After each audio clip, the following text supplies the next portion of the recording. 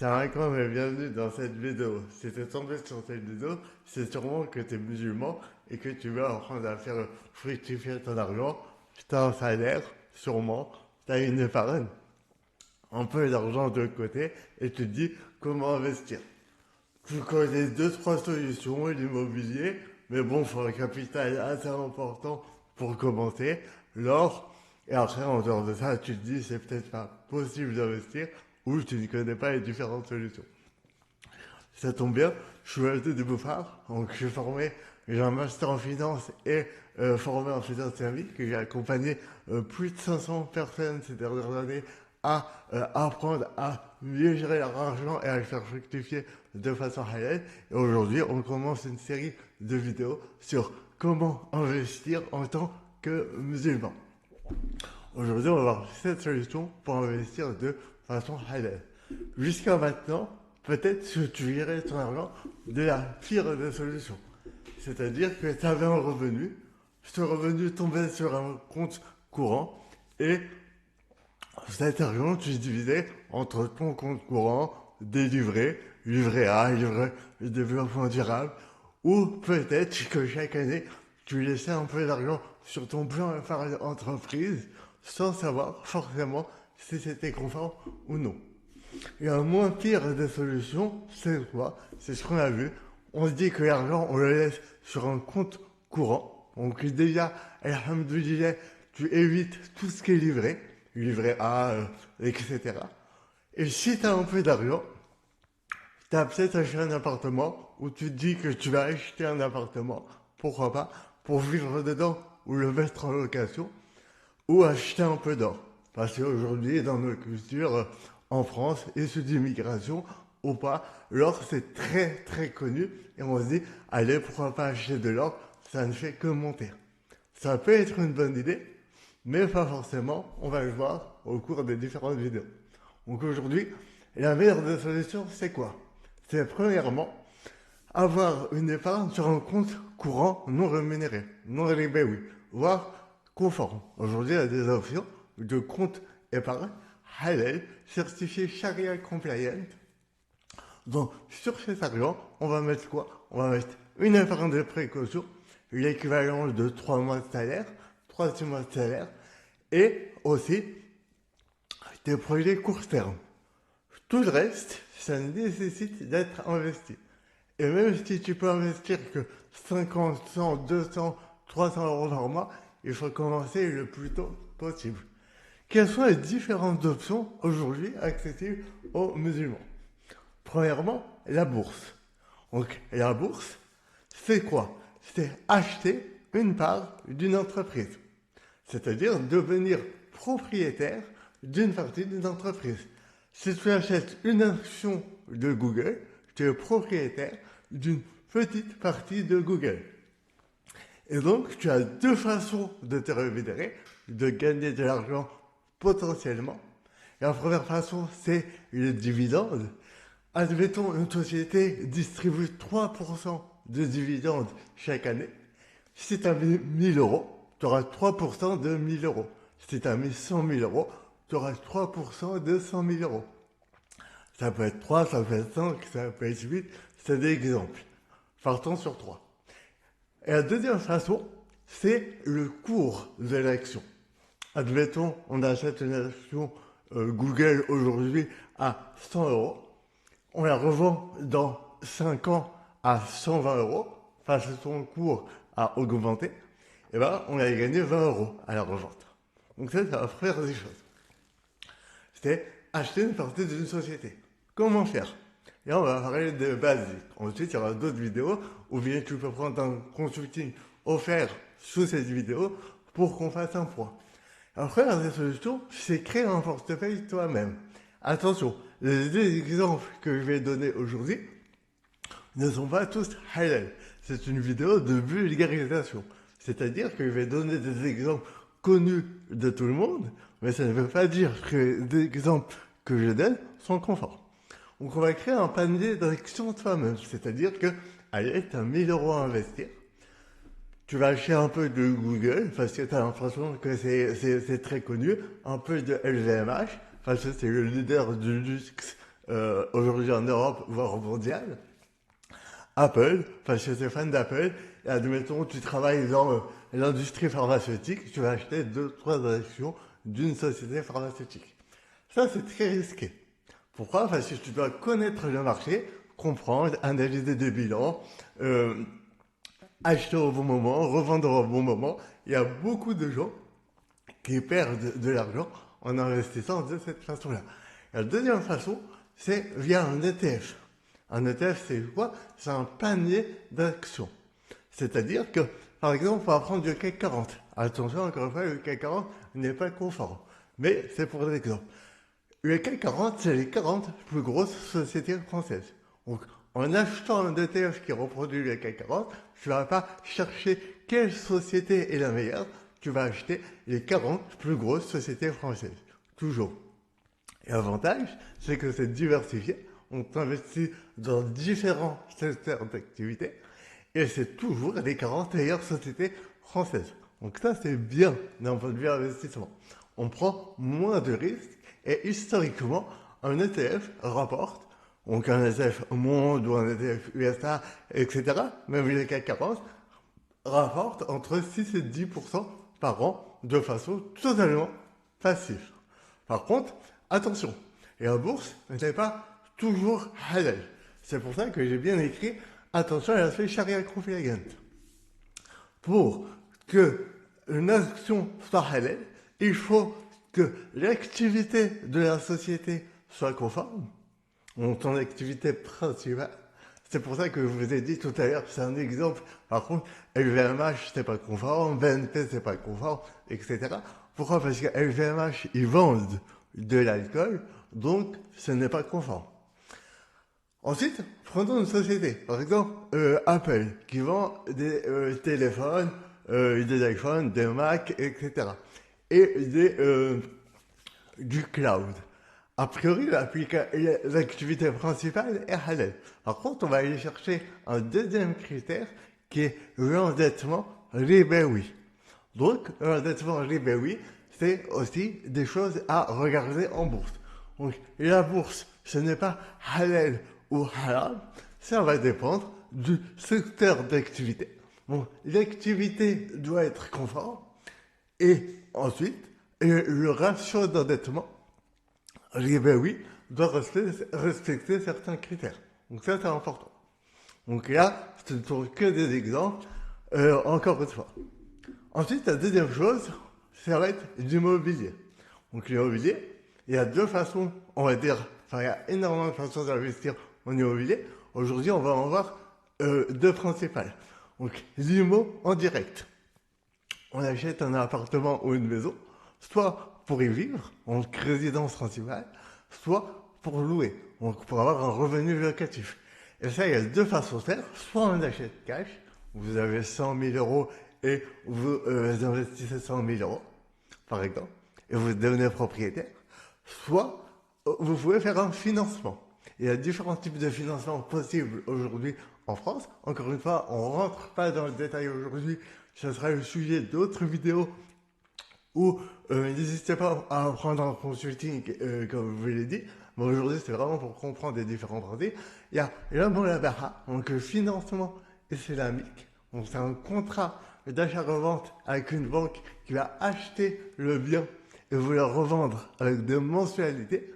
Donc un échelonnement du paiement ou une vente à terme libre. Par contre, attention, toutes les ventes à terme ne sont pas conformes, encore une fois.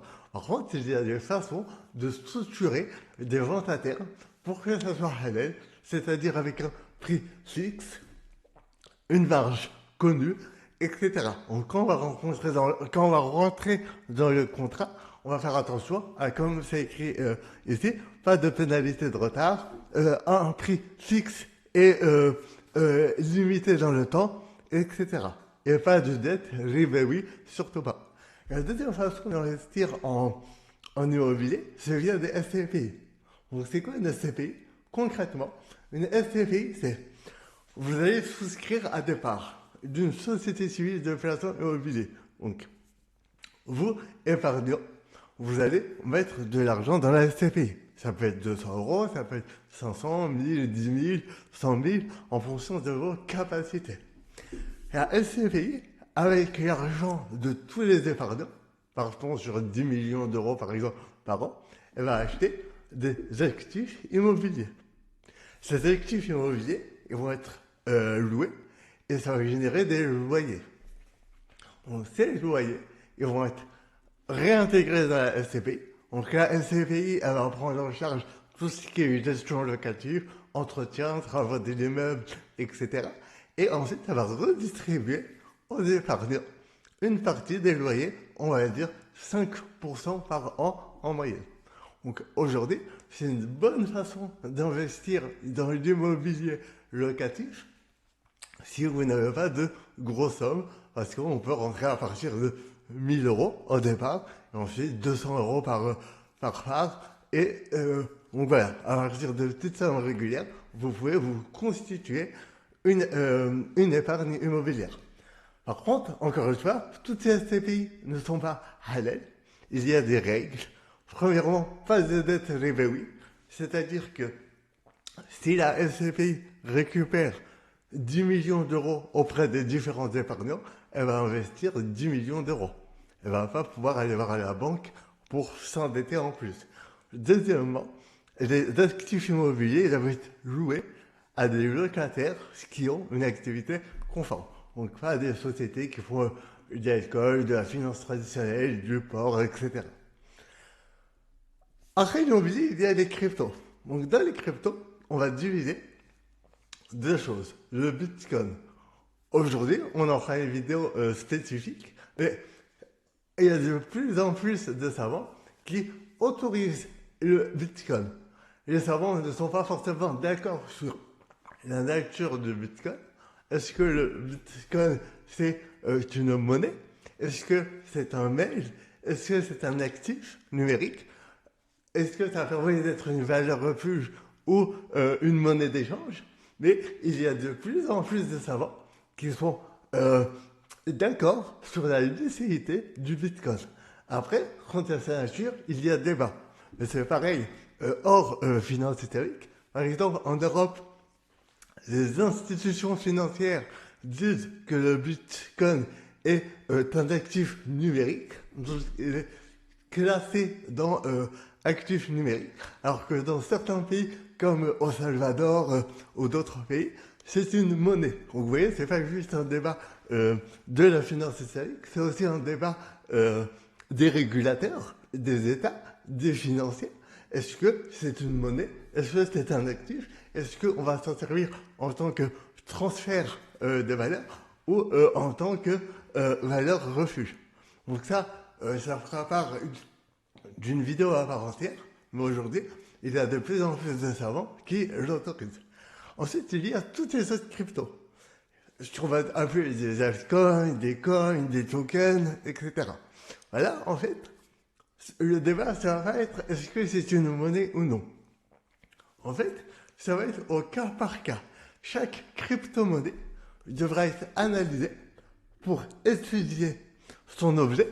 Est-ce que son activité principale est licite? Est-ce qu'elle génère du riba ou non? Quel est son mode de financement? Est-ce que c'est une monnaie que pour de la spéculation et qui n'a aucun sous-jacent, ou de la spéculation excessive? Est-ce qu'elle a une utilité réelle? Donc tout ça va être analysé par un comité de savants, au cas par cas, pour dire si une monnaie est autorisée ou non. La grande majorité des crypto-monnaies ne sont pas conformes. Par contre, il y en a qui ont un usage halal, qui ont un mode de financement halal et qui ont une vraie utilité dans le monde réel ou dans le monde économique en ligne. Donc une vraie utilité. Vous voyez que pour les crypto-monnaies, c'est vraiment au cas par cas. Ensuite, on va passer sur les métaux. Donc les métaux, on va distinguer comme pour les crypto-monnaies, le métaux roi, donc l'or, qui est considéré comme une valeur refuge, et les autres, l'argent, le palladium, le platine, qui eux auront plutôt une valeur de marché. Donc, contrairement à l'or qui est recherché en temps de crise, le platine, le palladium, l'argent, etc., c'est avant tout des métaux industriels qui vont avoir un usage, on va dire, un vrai usage dans la vie courante, donc d'un point de vue industriel. Et sa valeur, ça va être plutôt une valeur de marché, alors que l'or, c'est une valeur refuge. Par contre, attention, encore une fois, toutes ces façons d'acheter de l'or ne sont pas halal. Il y a des règles pour que l'or soit halal. On sait achat spot, c'est-à-dire que l'achat doit être immédiat. Le transfert de propriété, il doit être immédiat. À partir du moment où vous achetez de l'or, vous devez en avoir la propriété immédiate. Ensuite, vous devez avoir la propriété réelle du sous-jacent. Aujourd'hui, il y a des façons d'acheter de l'or en ligne, par exemple, qui ne sont pas halal. Aujourd'hui, on va acheter de l'or via des applications. Il y a des façons autorisées, conformes, certifiées charia compliant, et des façons qui ne sont pas conformes. Donc voilà, attention. Sur tout ce qu'on a vu aujourd'hui, il va y avoir des solutions autorisées et des solutions non autorisées. Même pour des produits comme l'immobilier, l'or, etc. Par contre, une petite mise en garde. Beaucoup de gens pensent que l'or ne fait que de monter. Pourquoi je fais un focus sur le cours de l'or? Parce que l'or, c'est un des produits les plus réputés dans la communauté musulmane. Et les gens disent, ça ne fait que monter. Aujourd'hui, on est fin 2024. Il y a eu une croissance énorme depuis 2022.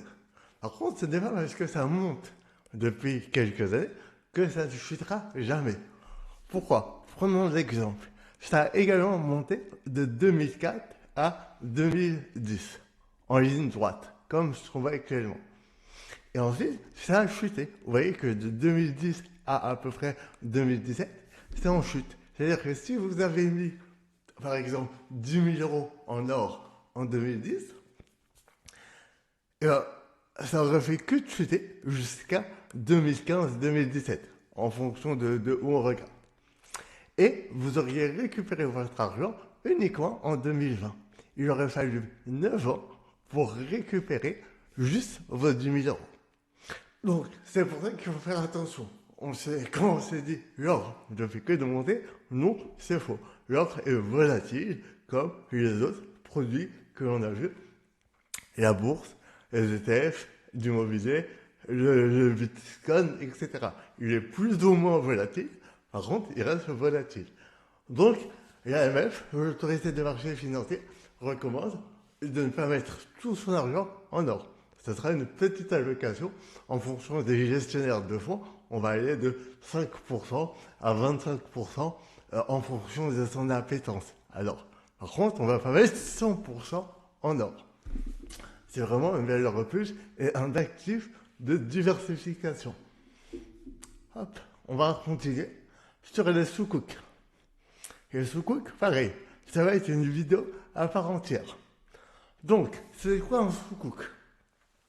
C'est un titre de propriété qui représente, enfin, c'est un titre qui représente une part de propriété dans un actif réel et qui va vous verser des revenus issus de cet actif. En général, un sous-cook est censé être adossé à un bien tangible et conforme à la charia. On prend un exemple. Une entreprise va émettre un sous-cook immobilier pour financer la construction d'un centre commercial. Donc voilà, c'est une entreprise qui veut lever des fonds, pour vulgariser, pour construire un centre commercial. Donc les investisseurs, ils vont apporter l'argent. En échange, ils auront un titre qui représente une part de propriété dans le centre commercial. Donc, en échange de cet investissement, les investisseurs, en vous par exemple, vous recevrez chaque année des loyers perçus du centre commercial. Et à la fin d'un certain nombre d'années, ça peut être 2 ans, 3 ans, 5 ans, ou plus ou moins, et ben, vous allez récupérer votre mise de départ. Quand le sous-cook arrive à l'échéance, on va racheter vos parts. Là, je vulgarise vraiment simplement. Donc, on va racheter vos parts. Donc voilà, vous aurez récupéré vos 1 000 € initiaux, plus les loyers chaque année. Donc voilà, contrairement à une action, le sukuk, il ne donne pas de droit de vote ni de propriété sur l'entreprise. Donc l'entreprise de centres commerciaux, vous n'aurez pas de droit de propriété dessus, mais uniquement sur un actif financier. Donc si c'est un sukuk d'État, ça peut être un aéroport, une autoroute, etc. Si c'est une entreprise, ça peut être une usine, un centre commercial. Donc voilà, vous allez avoir des revenus liés à un actif tangible. Donc ça, c'est à garder en tête. Mais ça, pareil, ça fera partie d'une vidéo. Donc abonnez-vous à la chaîne parce que on aura des vidéos sur chacun des produits qu'on a vus aujourd'hui. On va rentrer dans le détail, on va les expliquer, on va les vulgariser et on va expliquer comment créer un patrimoine financier halal. Encore une fois, n'hésitez pas à prendre rendez-vous dans le lien sur la description si vous voulez une solution adaptée à votre situation et faire le point de façon adaptée à votre situation. Inch'Allah. Dernier point qu'on va voir, c'est le private equity. Donc le private equity, c'est le fait d'investir dans des sociétés non cotées. Donc tout à l'heure, on a vu que la bourse, c'est le fait d'investir dans des sociétés cotées en bourse, c'est-à-dire que vous pouvez acheter et revendre immédiatement, en fonction des heures d'ouverture de la bourse, des actions d'une société. En général, ça va être des très grosses sociétés. Le private equity, ça va être dans des sociétés non cotées. Donc, premièrement, ça peut être du venture capital. Donc, par exemple, des startups. Une société se lance, se démarre, a une idée innovante, elle a besoin de fonds pour se développer. Alors, vous allez pouvoir acheter des parts, vous allez pouvoir rentrer au capital en échange d'un investissement. Par contre, attention, les startups, c'est un des actifs les plus risqués de tout ce qu'on vient de voir aujourd'hui. Donc, ça doit rester une part limitée de votre portefeuille. On recommande entre 5 et 10% maximum de votre patrimoine liquide. Donc, on ne rentre pas l'immobilier dedans. 5 à 10% de votre patrimoine liquide. Et le mieux, c'est d'investir dans un maximum de startups. Admettons, si vous avez 10 000 € à investir en startup, parce que vous avez 100 000 € de patrimoine liquide, il faut mieux investir 10 000 € sur 10 startups que 10 000 € sur une dans laquelle vous avez confiance. Parce que c'est très risqué. En tout cas, aujourd'hui, il y a des solutions conformes pour investir en venture capital, que ce soit en France ou à l'étranger. Et ensuite, il y a le growth capital. Donc ça va être des entreprises matures. Ça peut être des PME, ça peut être des startups plus développées, qui sont rentables, etc.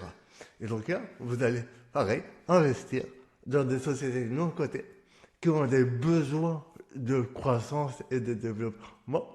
Et donc, en échange de votre investissement, vous allez tirer un potentiel revenu futur. Donc là, souvent, c'est à la revente des sociétés ou quand elles refont des levées de fonds. En tout cas, on rentre avec l'espoir que la société fonctionne, se développe et plus de clients fassent du bénéfice et à terme qu'on revende ces parts plus cher. Donc voilà, ça c'est le principe de base parce que là on vulgarise vraiment très simplement. Voilà. Par contre, encore une fois, toutes les startups et toutes les growth capital, tout ce qui est private equity ou même investir dans le restaurant de votre frère ou d'un ami ou d'un cousin qu'on va rentrer dans toutes ces sociétés de l'autre côté, ce n'est pas forcément Sharia compliant. Investir en startup n'est pas par définition Sharia compliant. Ça va dépendre des différents types de contrats de l'entreprise et de comment elle a vu les fonds et elle se finance. Ça dépend de est-ce que la société a des dettes ou pas. Alors ben oui, parce que ça se trouve qu'elle est déjà endettée auprès des banques, surtout dans le growth capital. Alors là, ça sera non confort. Ça dépend de l'activité. Par exemple, une chaîne de restaurants qui vend du restaurant, des produits AVS et qui ne vend pas d'alcool, on va pouvoir investir dedans. S'il n'y a pas de dette libérée, oui, c'est les contrats sont conformes. Par contre, un restaurant qui vend de l'alcool, par exemple, votre frère ou un ami ouvre un restaurant qui vend de l'alcool ou un restaurant qui vend des produits non halal. Alors, on ne pourra pas. Donc, vous voyez que les investissements, ça dépendra souvent des mêmes choses. Donc, l'activité de ce qu'on va, enfin, l'activité de ce dans quoi on va investir, le mode de financement, les différents types de contrats, c'est souvent ce que les charia board vont analyser avant de dire si une entreprise est conforme ou non. Donc voilà, aujourd'hui on a fait le tour de façon très simple de comment investir de façon halal. Il y a d'autres solutions, le crowdfunding immobilier, les groupements forestiers, les sukuk, les différents types de sukuk, etc. Et aujourd'hui, on peut aujourd'hui investir de façon halal en tant que musulman et pas se contenter de comptes courants, livrets et PE. Ça, c'est à bannir. Dans la majorité des cas, les PEE ne sont pas conformes. Et également, il n'y a pas uniquement l'or et l'immobilier. Donc, n'attendez pas d'avoir 100 000 euros ou 200 000 euros à mettre en immobilier avant d'investir. Vous pouvez vous créer un capital bien avant. Et deuxièmement, il n'y a pas que l'or. Donc, ne mettez pas tout votre patrimoine entre un compte courant et de l'or. L'or, c'est un actif de diversification, une valeur refuge qui doit représenter entre 5 et 20% de votre patrimoine en moyenne, 25%. Donc voilà. Si vous avez des questions, n'hésitez pas à les poser en commentaire. Je lis et je réponds à tous les commentaires. Et si vous voulez aller plus loin, n'hésitez pas à prendre rendez-vous dans ma bio pour voir quelles sont les différentes solutions adaptées en fonction de votre situation. Inch'Allah. Salam alaikum et à bientôt pour une prochaine vidéo.